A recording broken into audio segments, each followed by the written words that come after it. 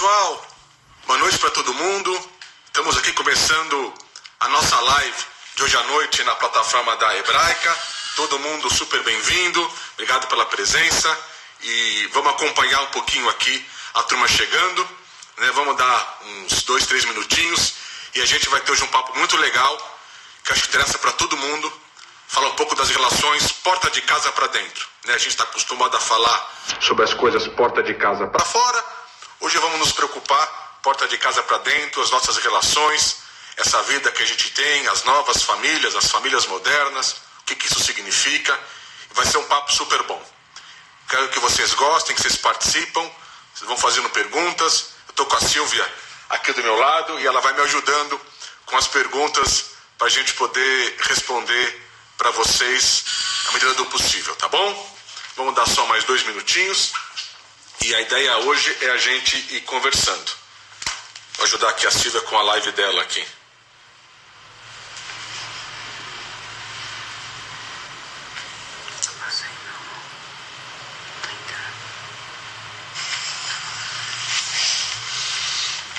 Muito bom.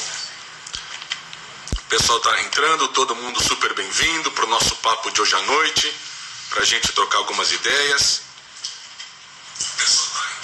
E vamos embora.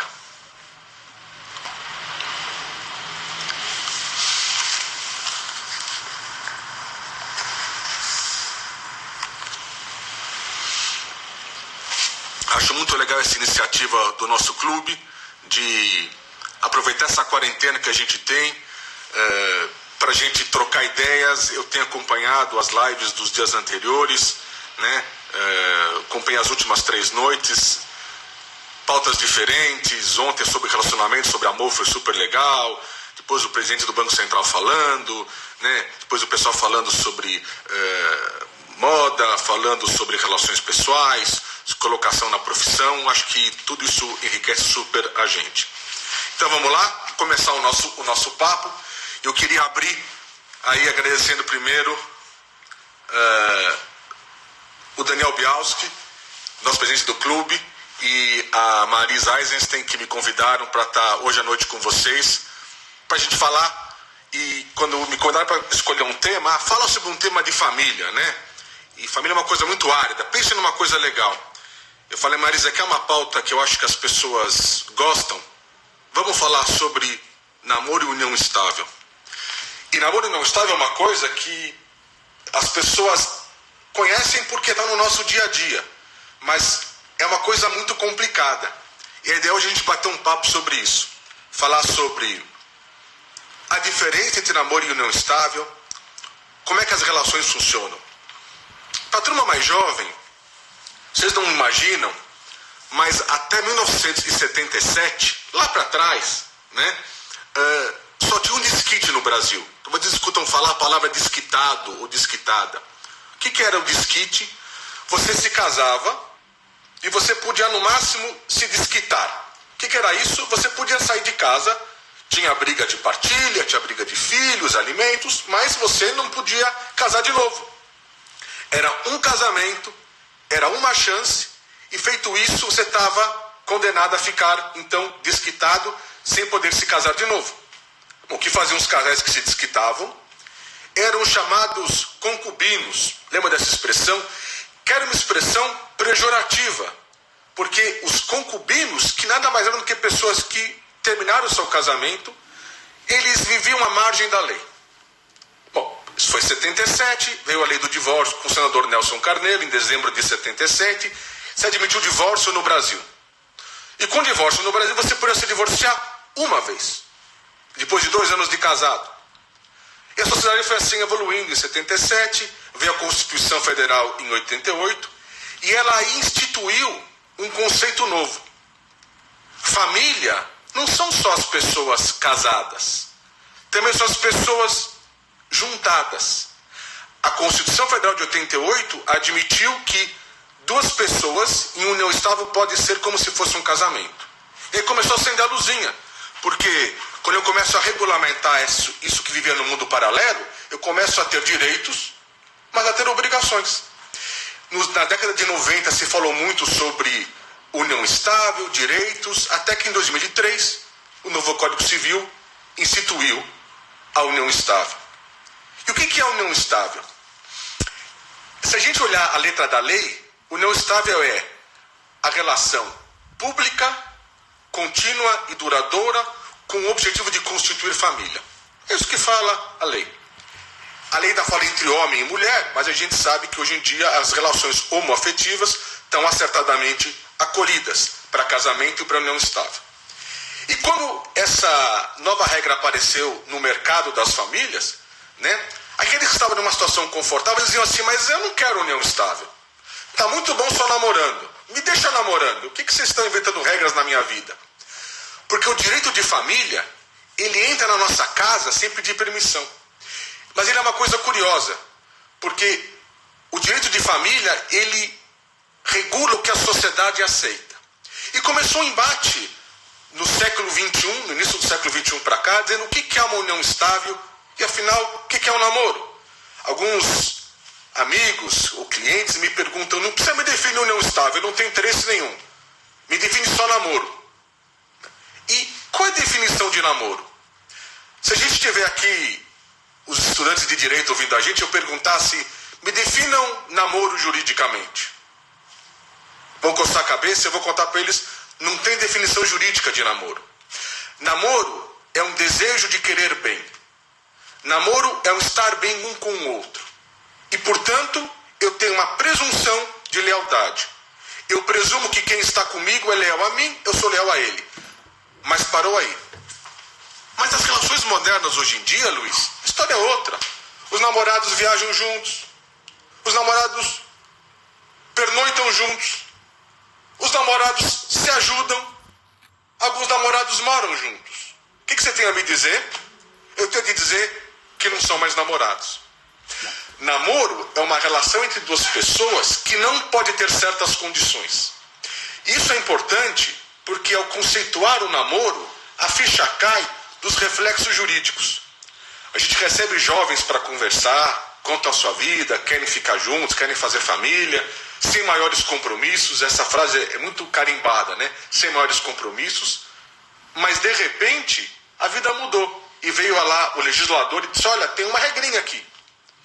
Vamos entender, então, o que é a união estável para dizer o que é o namoro. Não quero falar muito de artigos de Código Civil, né? Mas o artigo do Código Civil mais importante é o 1723, que eu falei para vocês no comecinho do nosso bate-papo, que diz que união estável é relação pública entre homem e mulher, embora ela hoje possa ser homoafetiva, pública, contínua e duradoura. Questões. Bom, mas espera aí, mas tem um prazo, né? Quer dizer, se eu vou dormir na casa da minha namorada, não quer dizer que eu estou em união estável, né, querido? Também não é assim, né? Ou, escuta, se a minha namorada me ajuda a pagar minha faculdade, não é nenhum compromisso, não é assim, né? Bom, talvez seja. Então vamos entender. Qual é o prazo para começar a valer uma união estável? Quando é que eu estou namorando, porque ninguém começa na união estável, quando é que eu estou namorando e de repente isso pula para a união estável? A nova lei fala que não tem mais prazo, porque na década de 90 se dizia que a união estável poderia acontecer após 5 anos de relacionamento, mas nunca antes de 5 anos. Antes de 5 nunca acontecia, após 5 poderia acontecer. Mas veio agora a nova legislação e disse, esquece.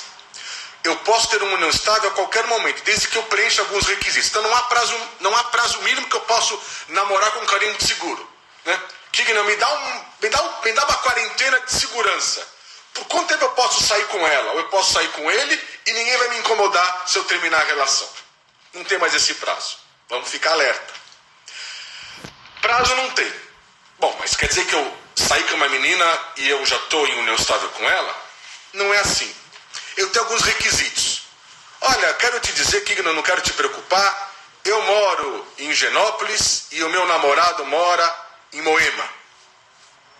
Então, eu não posso estar em união estável porque a gente não mora junto. Vou te dizer que na união estável não precisa morar junto. O morar junto é uma obrigação de casados. Quem casa no casamento civil tem que morar junto. Os companheiros não. Os companheiros é uma relação informal que foi acolhida para a legalidade, para a formalidade. Portanto, eu posso morar em um bairro, a minha namorada em outro bairro, ou eu posso morar em uma cidade e a minha namorada em outra cidade. E mesmo assim eu posso estar em união estável. Portanto, não morar junto não é prova. Agora, morar junto com certeza é prova.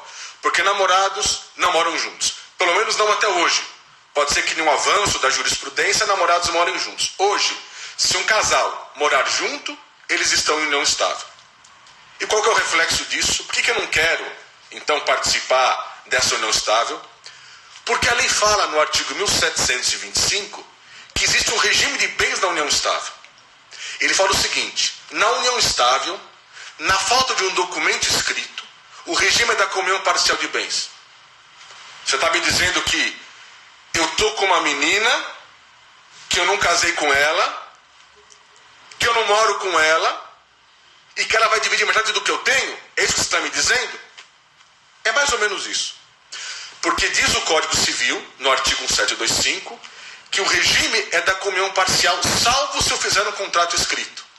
Só que muitos casais que não querem assumir a formalidade, não querem o reconhecimento da união estável, por N razões, aqui não me compete julgar as razões dele ou dela, ou dos dois, não está em discussão, eles preferem ficar só como namorados. E o preço da informalidade é que, porque eu não fiz um chamado pacto de conviventes, eu estou em união estável pelo regime da comunhão parcial de bens. Então a comunhão parcial de bens é o regime de quem não fez pacto. Então, mas como é que eu faço para não estar na união estável e ter um pacto? Não dá, porque o pacto é o reconhecimento da união estável, do regime da comunhão parcial. Agora eu posso fazer um pacto de conviventes e eleger a separação total de bens. Então, eu estou em separação total, o que é meu, o que é dela. Aí eu não tenho patrimônio comum, mas estou em união estável. Qual é o reflexo disso? Se eu terminar a relação com ele ou com ela, né, eu, tendo filhos, vou ter obrigação de alimentos com os filhos, na proporção do que eu puder cooperar e ela. Se eu for dependente financeiro da minha companheira, posso pedir pensão para ela, como se eu fosse casado. Mas eu não tenho partilha de bens, porque eu fiz o pacto de convivência de separação total de bens. Mas uma coisa é importante: na união estável, o companheiro virou herdeiro. Mas eu fiz um pacto de separação total de bens, quer dizer que se eu terminar a relação com ele ou com ela, não tem partilha. Não tem, mas se morrer, herdeiro. Então o pacto de separação total serve enquanto nós estamos juntos, mas se eu ou você faltarmos, quem ficar tem direito a uma parte da herança. Tem uma tabela quanto à herança, não vamos entrar aqui nisso, mas é bom saber que o companheiro sobrevivente se tornou um herdeiro necessário para concorrer com os filhos comuns ou não comuns. Complicado? Bom, então vamos fazer o seguinte, vamos fazer um contrato de namoro. Existe contrato de namoro? Se vocês me perguntassem isso até 2 anos atrás, eu ia dizer, é bobagem. Não tem contrato de namoro. Porque até 2 anos atrás, eu dizia para as nossas consultas que o contrato de namoro é a maior prova de união estável. Por quê? Eu tive que pegar um advogado, pegar minha companheira, 2 testemunhas, ir no cartório para avisar o tabelião e escrever que eu só estou namorando. Olha, quem tem que ir no cartório com o advogado, com o testemunha, é porque não está mais namorando, está em união estável. Mas como os namorados estão preocupados com o assunto, se criou uma tese, que hoje é uma tese aceita pelos tribunais, que é o chamado contrato de namoro. Então hoje no escritório, a gente faz escrituras públicas de contrato de namoro, onde as pessoas reconhecem que estão só namorando. Estranho, mas é importante, porque nós temos que olhar na relação a dois, enquanto prestadores de uma consultoria, nós temos que olhar aquele olhar do que o casal não quer ver. O casal não quer ver esse tipo de problema, mas cabe a nós, da melhor maneira possível, trocarmos essa ideia, né? E balizarmos eles das vantagens e das desvantagens, né? Dos riscos e dos benefícios. Então hoje a gente faz um contrato de namoro e chega até o ponto de já estipular nesse contrato de namoro que, se eventualmente lá na frente virar uma união estável, já eleger a separação total de bens. Bom, e qual que é o regime melhor? Separação total, comunhão parcial? Tudo depende. A gente tem a gente escuta muito, não, eu já entendi os regimes de bens, né? Separação total, cada um tem os seus bens, só não pode morrer, porque se morrer o outro fica herdeiro. E na comunhão parcial, o que eu tinha antes é meu, o que eu tenho depois é nosso. Então na união estável, eu tenho o que eu tinha antes é meu, o que eu tenho depois é nosso, nós vamos ter que dividir. É mais ou menos isso. Porque eu tenho na união estável 3 patrimônios. O patrimônio da companheira antes de se juntar comigo, o meu patrimônio antes de me juntar com ela, e o patrimônio que nós vamos formar juntos, o patrimônio comum. Só que esse patrimônio nosso, ele se movimenta sem a gente perceber. Então eu ganhei dos meus pais um apartamento, está em meu nome. Então a minha companheira vem morar comigo nesse apartamento. Ele é só meu. Só que a gente cresce, a gente tem filhos, o apartamento fica pequeno, a gente vai vender o meu apartamento e comprar nós dois juntos, com o dinheiro dos dois. Eu deveria pôr na escritura que esse primeiro apartamento, que representa, por exemplo, 1/3 do novo imóvel, é só meu. Mas alguém coloca na escritura de um novo imóvel, olha, 2/3 são nossos e 1/3 é meu? Na prática isso não acontece. Então o patrimônio que é individual, se a gente perceber, vai ficando comum. Então esse é um pequeno cenário, né, do que é união estável e do que é namoro. E isso é uma novela muito grande. E hoje os casais de jovens que estão se juntando, que estão optando por morar juntos, têm que apenas lembrar que ao estarem juntos, o projeto é legal, a juventude é essa fase mesmo, vamos tentar, vamos ver se funciona, mas só anotem no caderninho que nós temos uma relação jurídica com um monte de códigos, com um monte de leis, que se tiver um litígio, pode custar caro para alguém. Tá bom? Vamos começar a responder aqui as perguntas que chegaram, né? Vamos lá. Veio uma pergunta assim: casamento com 2 pessoas, né? União estável não é bigamia, união estável não tem crime, né? Então vamos lá, né? A relação é monogâmica. Então, tem união estável as pessoas desimpedidas. Quem são? Os solteiros, os divorciados ou separados e os viúvos. Então, uma pessoa casada não pode ter uma união estável, porque esta segunda relação ela é à margem da lei. Aí é o que eu tenho uma nova figura jurídica que se chama amante. Quem é amante no jargão jurídico é a pessoa que convive com alguém que não é desimpedido. Então, um homem e uma mulher casados ou em união estável não pode ter uma segunda relação formal. E se tiverem, essa segunda relação não está protegida pela lei. Mas vou contar uma coisa legal para vocês. O direito de família ele é muito rico, né?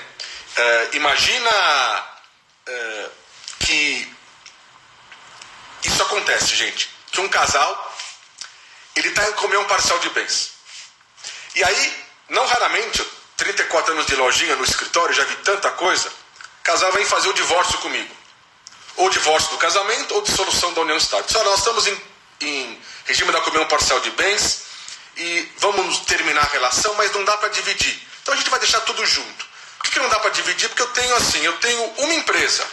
Meu patrimônio vale 100 moedas. A minha empresa vale 90 moedas. Não dá para dividir a empresa, eu quebro. Então a gente fica casado, ela vai morar com quem ela quer, eu vou morar com quem eu quero. A gente não faz o divórcio, a gente não termina a união estável, ficamos juntos, juridicamente juntos, então o pacto de conviventes fica, o casamento fica, mas cada um vai morar na sua casa. Olha que ideia boa. Porque daí, quando eu vou sair com uma menina e vou ter uma namorada nova, eu vou pensar, eu não tenho risco. Por que eu não tenho risco? Por quê?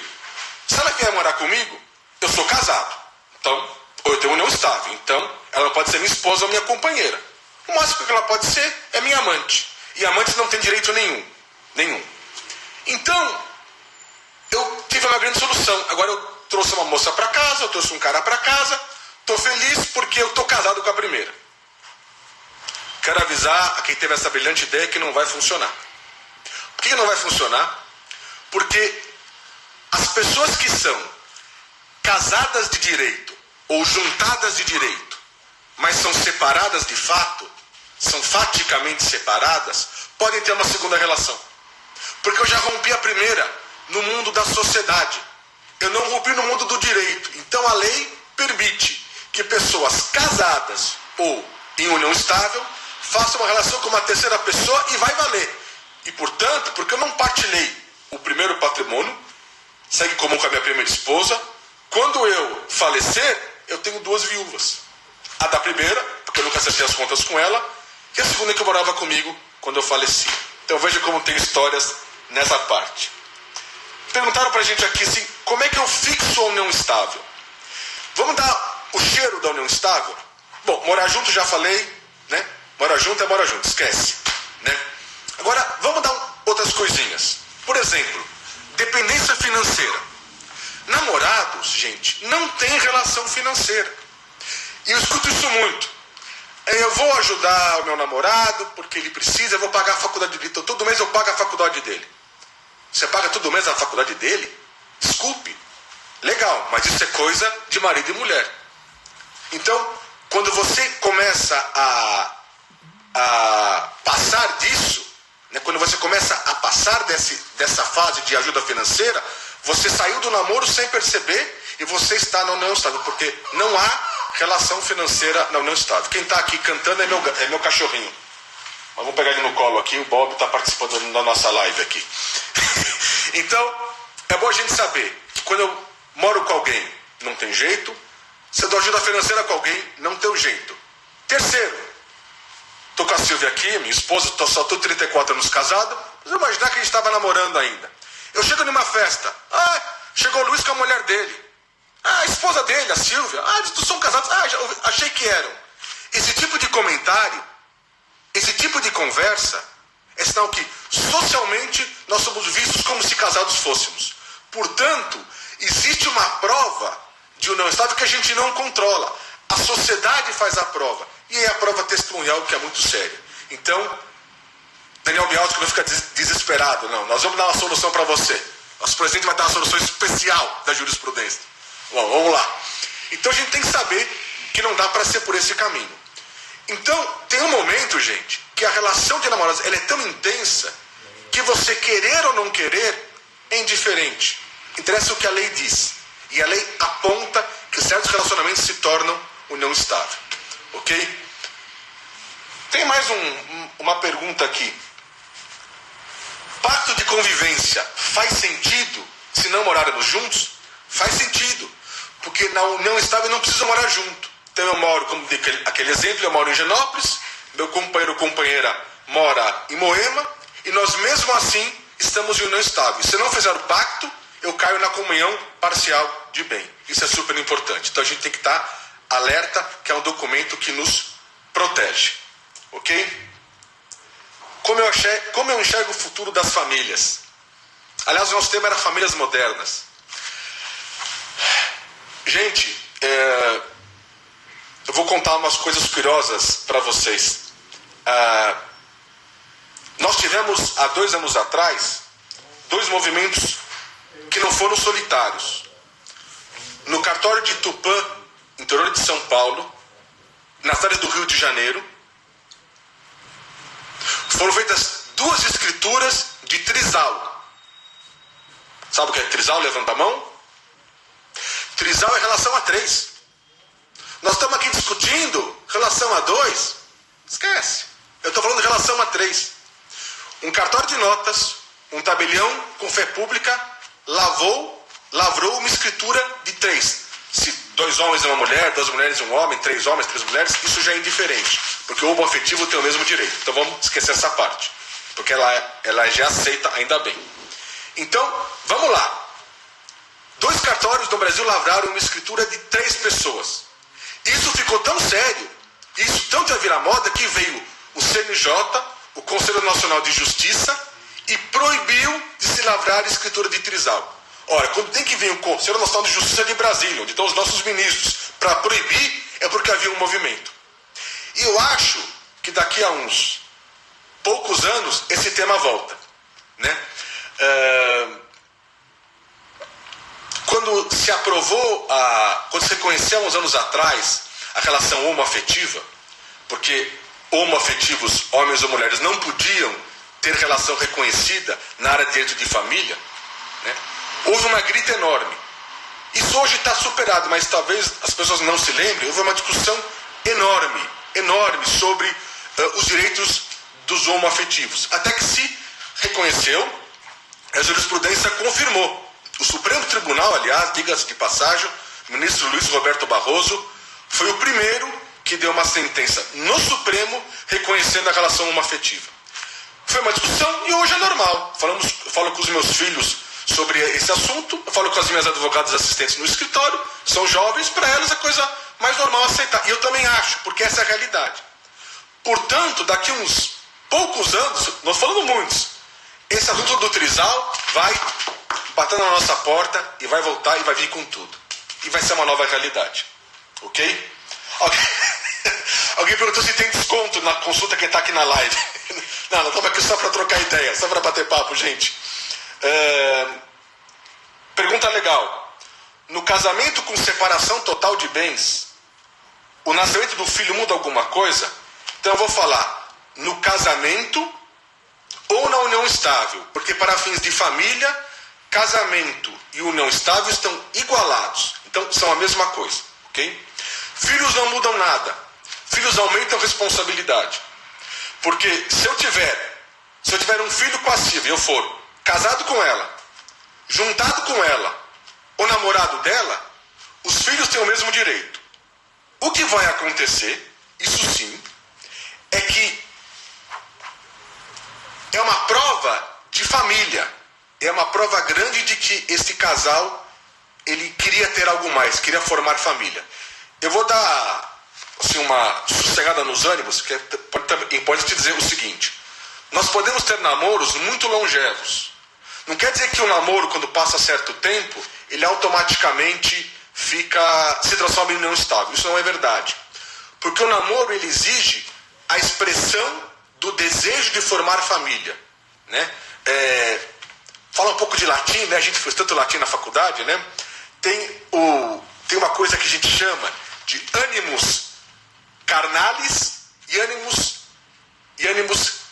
carnalis é o ânimos de eu querer ter relações com alguém, e animus maritalis eu querer estar com alguém.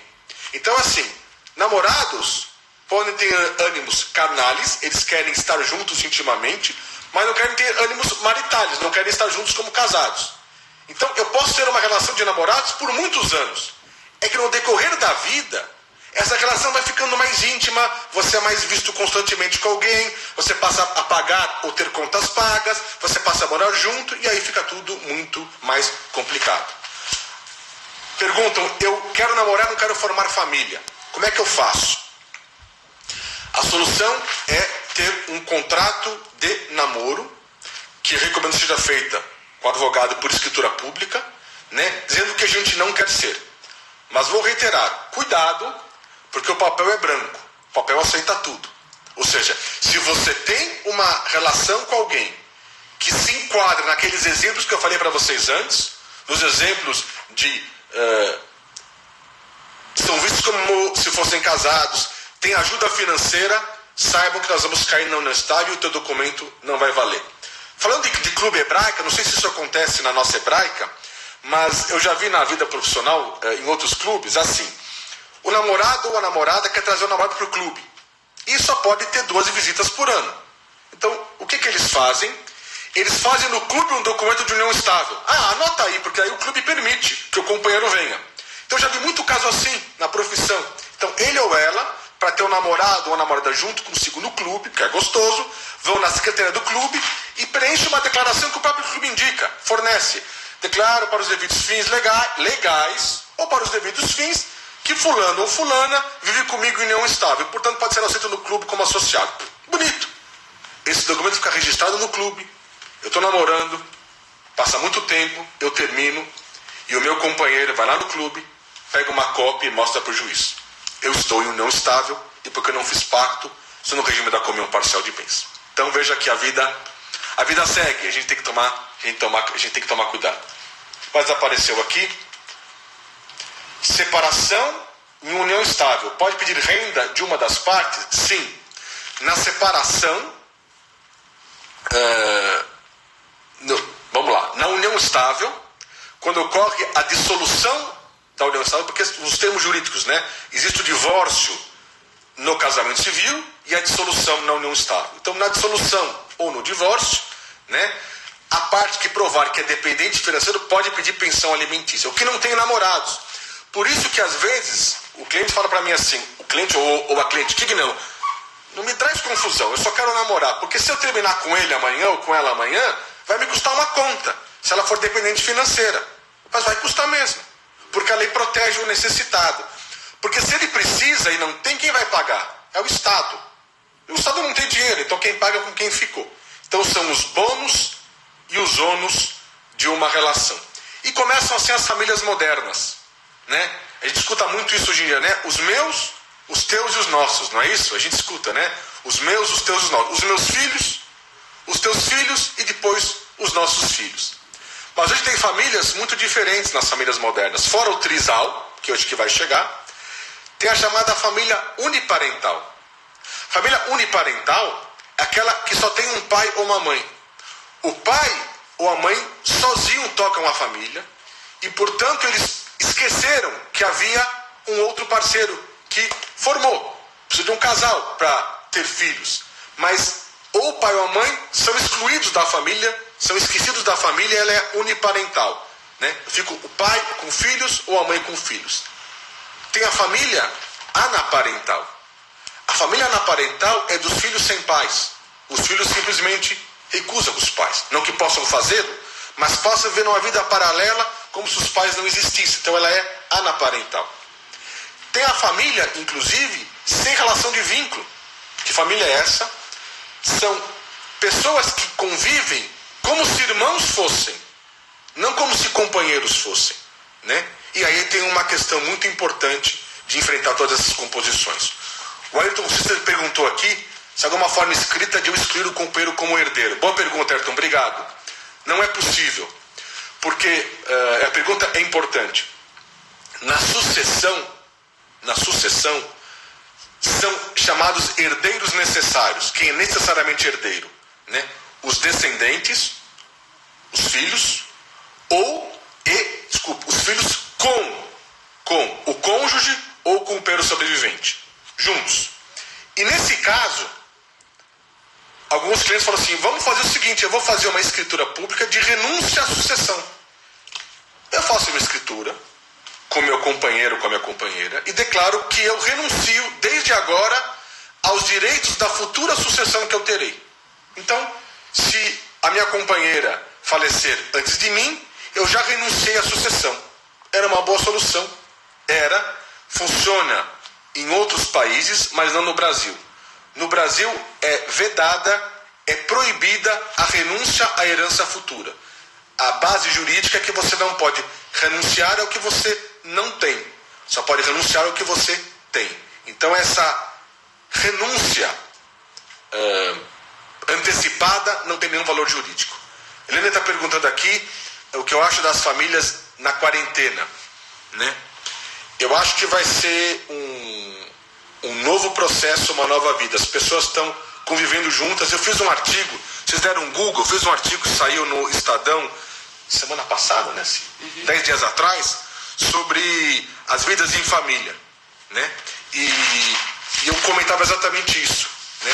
Que os pais estão reaprendendo a conviver com seus filhos e com os cônjuges. Isso é super importante. Marcos Nobel, nosso querido diretor da Federação Escrevida de São Paulo, está perguntando se é possível transformar o regime de comunhão parcial em comunhão total. E pergunta importante. O novo Código Civil permitiu você alterar o regime de bens. Você pode casar em comunhão parcial e mudar para comunhão total, a lei permite isso, mas mais complicado é você estar em comunhão total e resolver ir para a separação total. Mas como é que qual é o interesse? Pô, eu casei em comunhão parcial de bens, eu quero ir para a separação total, então eu que divorcie, né? Mas as coisas não são tão simples assim, gente. Vou dar exemplos corriqueiros. Então, eu sou casado com alguém em comunhão, ou sou juntado em pacto de convivência em união estável, em comunhão parcial, e tudo que tem depois é nosso. Mas na ordem da vida, eu, por exemplo, me lembro que eu vou fazer negócios de risco. Então, diz assim a minha companheira, eu não quero correr esses riscos com o nosso patrimônio, mas eu vou abrir um negócio novo, é um negócio legal, a gente vai ficar mais rico. Ela fala, eu não quero. Então o que a gente faz para não brigar? A gente muda o regime, vai no juiz, explica a razão, junta as certidões que ninguém deve nada na praça, não é que é uma festa, junta, prova que ninguém deve, não temos credores, nem eu, nem ela, nem as nossas empresas, e o juiz analisa o caso concreto, a justificativa, muda o regime de bens de comunhão parcial para separação total, tá bom? Dois viúvos que não querem misturar patrimônio, o que fazem? Aproveitar essa pergunta para falar de um outro regime de bens, que é da separação obrigatória. Dois viúvos podem namorar. Dois viúvos podem se casar. E dois viúvos podem se juntar. Então, se os viúvos estão como bons amigos ou bons namorados, não formam patrimônio comum. Ok? Mas se os viúvos vão montar uma relação, uma família a dois, porque talvez não terão mais filhos, talvez poderão ter, não sei a idade deles. Mas os viúvos, se formarem um núcleo familiar, caem de novo na união estável e podem formar patrimônio comum. Há uma exceção, porque eu disse a vocês que o cônjuge ou companheiro, ele é herdeiro necessário, ele necessariamente herda uma parcela da herança, não queria entrar em percentuais de conta, porque é complicado, mas ele herda uma parte, ele morde, no bom sentido, né? Na separação total ou na comunhão parcial. Mas tem um outro regime chamado separação obrigatória de bens. Atenção, não é separação total de bens. Na separação total é uma opção do casal. Na separação obrigatória é uma imposição. E quando isso acontece? Quando um dos dois noivos, né, tem, ao começar a relação, mais que 70 anos. Aí a lei diz, quando você começa uma relação e um dos dois tem mais do que 70 anos, então nesse caso o regime é da separação obrigatória e não há o herdeiro necessário. Ainda assim, há uma súmula do Supremo Tribunal Federal, súmula 377, que fala que no regime da separação obrigatória pode se formar aquestos, pode se formar patrimônio comum. Tanto que no escritório nós fazemos pacto antinupcial de separação total para quem casa em separação obrigatória. Precisa? Não, mas a gente declara que mesmo que o casal não fosse obrigado a casar em separação obrigatória, ele casaria em separação total. São formas de proteção de patrimônio. Pergunta legal, você pode beneficiar um filho em detrimento do outro? Acontece, sem julgar as razões, acontece. Vou tentar explicar, porque eu não quero tomar também a noite toda de vocês, não quero prolongar demais, não quero atrapalhar vocês. Eu vou explicar essas duas caixinhas mágicas que se chamam o nosso patrimônio. Imaginem vocês que nós temos um patrimônio, pensem mentalmente, que vale 100 moedas. O que eu tenho com a minha companheira, com a minha esposa, vale 100 moedas. Ok? Se eu sou casado num regime da comunhão parcial, metade já é dela. Se eu dou uma separação total, ou é meu ou é dela. Do que é meu, das minhas 100 moedas, 50 moedas chama-se parcela legítima. Quem legitima é a lei. E 50 moedas chama-se parcela disponível. Eu disponho como eu quiser. Na parcela legítima, os filhos recebem igualmente junto com o companheiro sobrevivente. Então eu vou imaginar, nós temos em casa 3 filhos. Portanto, eu tenho que entregar dessas 50 moedas, 12,5 para o filho 1, 12,5 para o filho 2, 12,5 para o filho 3 e 12,5 para a minha companheira sobrevivente. As outras 50 moedas é parcela disponível. Eu faço o que eu quiser se eu fiz um testamento. Então eu posso pegar aquelas 50 moedas e dar só para minha companheira, só para um filho, só para 2, ou para até terceiras pessoas. Para quem eu quiser eu posso dar. E eu posso diferenciar os filhos. E na parcela legítima, que eles são iguais em percentual. Porque há um artigo no Código, que é o 2014 do Código Civil, que fala que eu posso partilhar com bens diversos os meus filhos, desde que eu respeite a legítima de cada filho. Então, os filhos não têm que receber igualmente bens, tem que receber no mínimo a cota obrigatória. E o recheio da cota obrigatória, eu faço isso livremente. Tanto que sucessão é um pacote. Eu preciso pensar em testamento, eu preciso pensar em planejamento societário, em planejamento tributário. E tem uma coisa que não apareceu, mas eu quero dividir com vocês. os clientes, a gente daí vai para o encerramento, não quero tomar a noite de todo mundo aí. A gente fala muito de sucessão, de falecimento. Mas, gente, vou contar para vocês, tem uma outra situação bem complicada, que se chama incapacidade civil. Quando a pessoa, Deus nos livre, fica incapaz, por força de um acidente, por força de um AVC. Estamos agora enfrentando essa pandemia e alguém entrou, foi entubado ali e está fora de comunicação. Não, eu deixei procuração para o meu filho 1 ou para o filho 3, então ele toca os meus negócios. Quando uma pessoa fica incapaz, a procuração perde o valor.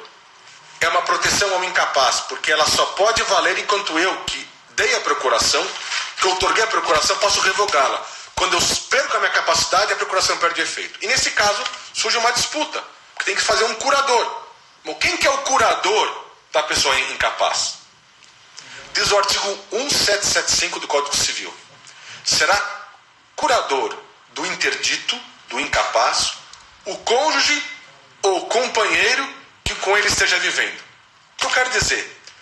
Para as famílias que têm um único casamento, única relação, é fácil. Eu com a Silvia, 34 anos, ela ou sou eu, não muda nada.